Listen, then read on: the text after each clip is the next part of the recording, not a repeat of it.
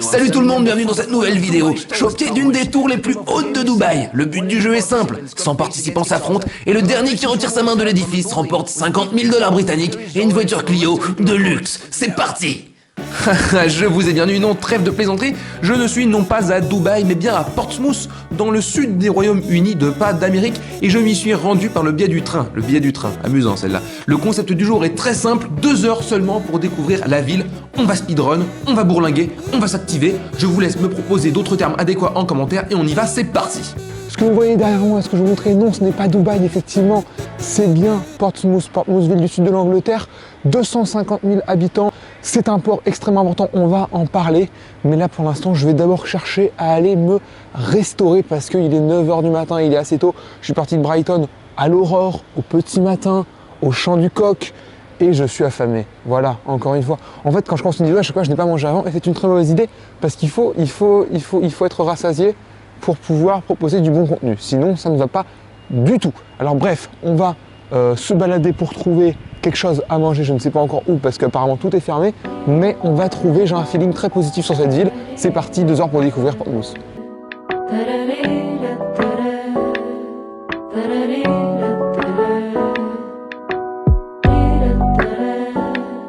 Bon, quand même le temps de trouver un truc à manger, j'offre un petit peu de contexte. J'étais donc au pied de la Spinnaker Tower, qui est une des plus grandes tours hors Londres du Royaume-Uni. Elle culmine à 170 mètres, vous voyez la forme, c'est censé représenter un petit peu comme une voile de voilier, parce que Spinnaker c'est un type de voile qui se gonfle vers l'extérieur, et je parle ici à tous mes fans de frégates, je sais qu'ils sont nombreux. La Spinnaker Tower surplombe le quartier de Gunarth, ou plutôt le quartier de Gunarth, comme dirait Stallone dans la saga des Expendables. J'espère que vous avez apprécié l'imitation. En tout cas oui, le quartier de Gunarth, c'est aujourd'hui un immense centre commercial qui regroupe de nombreuses boutiques et restaurants. C'est un usage qui est bien loin de son rôle passé, puisque dans les siècles antérieurs, le quartier était un épicentre de la base navale de Portsmouth. On y stockait notamment des munitions destinées à la flotte, et si le quartier a été réhabilité, les bateaux, eux, n'ont pas quitté Portsmouth. On estime aujourd'hui qu'encore 2/3 des engins de la flotte de surface britannique sont à Portsmouth. Me voici satisfait, on continue le tour, on est regonflé à bloc, c'est parti. Et oui, juste petit mot, encore une fois de contexte. Pourquoi je suis à Portsmouth? Parce que tout simplement après je vais sur une autre destination pour filmer une autre vidéo. Et je m'étais dit tiens, on va aller à Portsmouth, la ville me plaisait bien. Ah, vibration, pas fou. Mais Portsmouth c'est typiquement le type de ville auquel on pense pas, mais qui a un gros potentiel. Et là je ne sais pas, peut-être que c'est juste un biais cognitif, mais j'ai un a priori très positif sur cette ville. Je sais pas, j'y sens de très très bonnes ondes.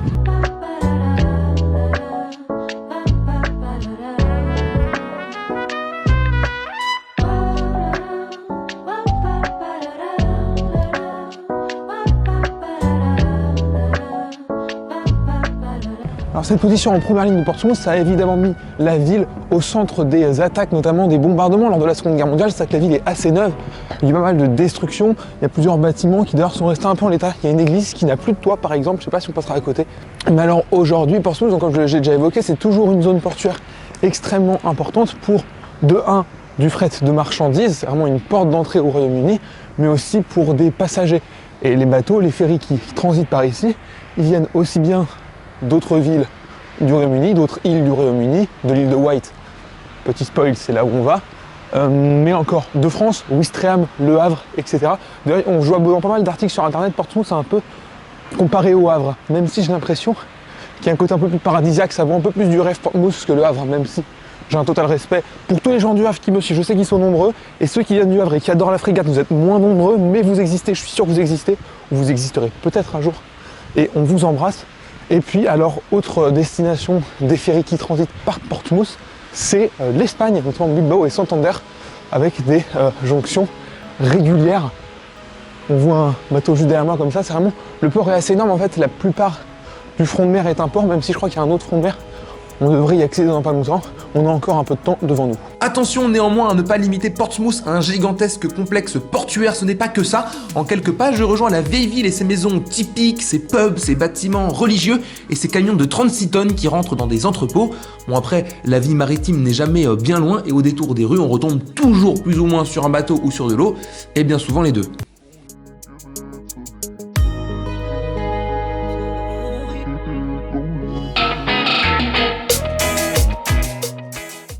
En En fait, Portsmouth me donne vraiment l'impression d'une ville ouverte, je sais pas comment dire.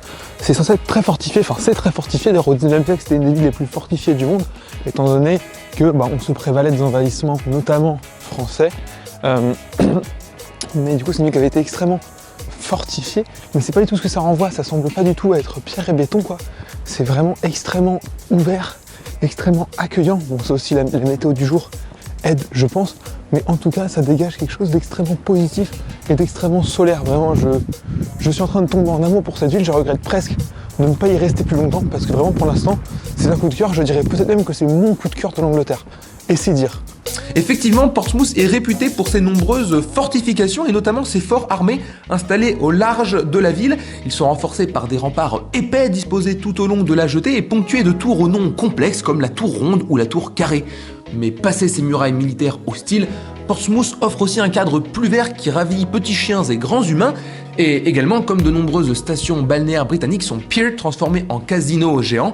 Alors il y avait un monde pas fou quand je suis passé, mais comme disent les gens qui veulent être gentils avec les villes balnéaires de la mer du Nord, l'été ça doit être sympa. Non, ça doit pas être sympa! Alors évidemment, on sait aussi parce qu'on se cantonne au front de mer, mais l'esprit marin il est à peu près partout à Portsmouth, même dans la devise de la ville, Heaven's Light Our Guide, la lumière du ciel est notre guide. Alors on peut y voir, dans une ville où il y a 2 cathédrales, évidemment on peut y voir un symbole religieux, mais on peut aussi y voir le symbole marin de l'orientation avec les étoiles. C'est vrai que là, on reste globalement sur le front de mer. Peut-être que le centre-ville est moins pittoresque, moins intéressant, mais en tout cas tout ce qui est front de mer, c'est absolument magnifique, même si à ce côté, en fait, il y a vraiment cette jonction entre un aspect historique avec les forts, les fortifications, l'aspect commercial avec les ferries, l'aspect extrêmement industriel, mais aussi un aspect touristique.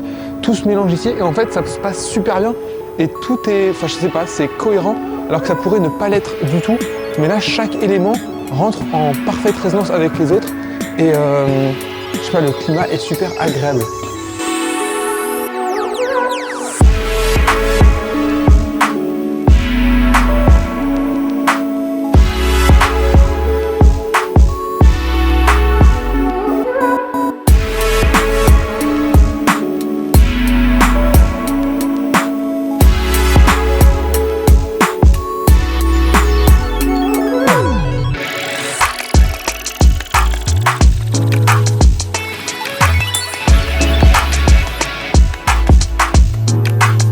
Le seul petit inconvénient d'une ville comme Portsmouth, c'est que il y a plein de petits passages avec de l'eau entre et pas forcément de pont parce qu'il faut que le bateau passe.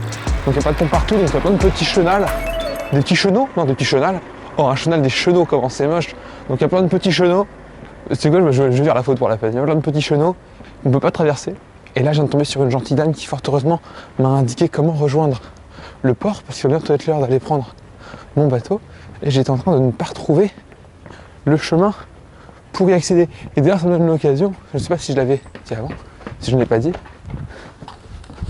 Portsmouth c'est une ville, c'est la seule ville britannique à être une ville-île. C'est-à-dire qu'elle est sur une île qui s'appelle Portsea, qui n'est pas Portsmouth, qui est Portsea, qui est vraiment une île, mais la ville utilise l'entièreté de l'île. Et c'est une exception en Angleterre, parce que toutes les autres îles, soit il y a plusieurs communes, soit la commune ne comprend pas l'entièreté de l'île. C'est la dame qui m'a aidé à trouver mon chemin. En fait, elle a vraiment attendu pour s'assurer que je prenne bien le bon chemin. C'est trop gentil. Voilà. Mais en fait, je trouve que c'est à l'image de cette ville, quoi. Il y a un côté super accueillant. Les gens, je sais pas, ça respire le bon vivre, quoi. Enfin, je sais pas, je pense qu'on est heureux à Portsmouth. Je sais pas s'il y a des stats à ce sujet. S'il y a des stats, je vous les mettrai. Mais je sais pas, on dirait qu'on est heureux. J'ai pas eu l'occasion d'essayer de parler à des gens et de toute façon c'est pas facile. Ça c'est vrai, c'est un truc, je sais pas si j'en ai déjà parlé, je pense que j'en ai pas encore parlé, mais j'aimerais bien des fois parler à plus de gens. Mais ça c'est que parfois, ça s'y prête pas vraiment. Parce que comme je filme pas en continu, j'ai pas de matériel suffisant, je filme pas tout le temps. Donc des fois quand j'ai une interaction possible, ça implique que j'allume ma caméra, que j'explique et qu'on feigne le naturel. Donc des fois c'est chiant. Donc en fait, le mieux, et il faut que la chance arrive à ce moment-là, c'est que je sois en train de filmer, que je fasse cette rencontre et que je sois en mesure de la filmer et que la personne soit d'accord. Parce qu'il y a aussi des gens qui peut-être ne voudraient pas. Voilà, je ne suis pas TF1, je ne suis pas la BBC, donc pas encore.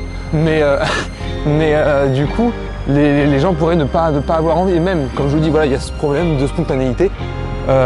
qui explique un petit peu pourquoi j'aimerais qu'il y ait plus de gens. Mais il n'y en a pas tant que ça, donc voilà, ça arrive de temps en temps. Mais quand il y a des sujets un peu plus comme la vidéo des pancakes qui s'imposent, là on peut parler aux gens. Et sinon des fois je suis obligé de faire un peu cavalier seul lors de mes aventures.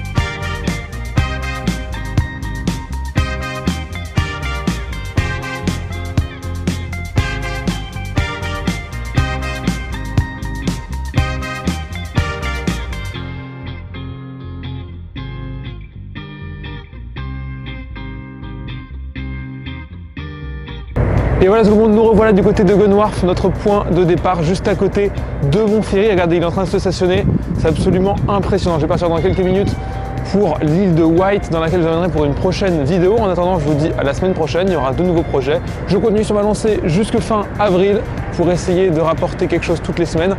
En tout cas, j'espère que cette petite virée sur Portsmouth vous aura plu, que vous aurez découvert quelques petites choses, que vous aurez pu découvrir un petit bout d'Angleterre. Je viens de croiser des retraités qui venaient de Bristol, donc une autre ville absolument magnifique du Royaume-Uni, qui m'ont dit le mot qui peut-être décrit le mieux la ville de Portsmouth, c'est peaceful. Peaceful, je sais pas ce que ça veut dire. Vous dites, regardez sur Google Trad. Non, ça veut dire c'est la paix. La paix, c'est la paix. C'est calme, c'est tranquille, et c'est exactement ce qui en ressort. C'est une ville qui est super accueillante. Alors, je ne suis pas là pour faire des reco-voyages, évidemment, mais si jamais vous passez par l'Angleterre et que vous voulez un petit trip, Portsmouth a largement sa place là-dedans. C'est absolument superbe pour y passer une journée, peut-être que 2 jours, on se ferait un petit peu chier, mais pour une journée, c'est super. En attendant, moi, je vais embarquer et je vous dis à une prochaine pour une prochaine vidéo. À la prochaine, ciao.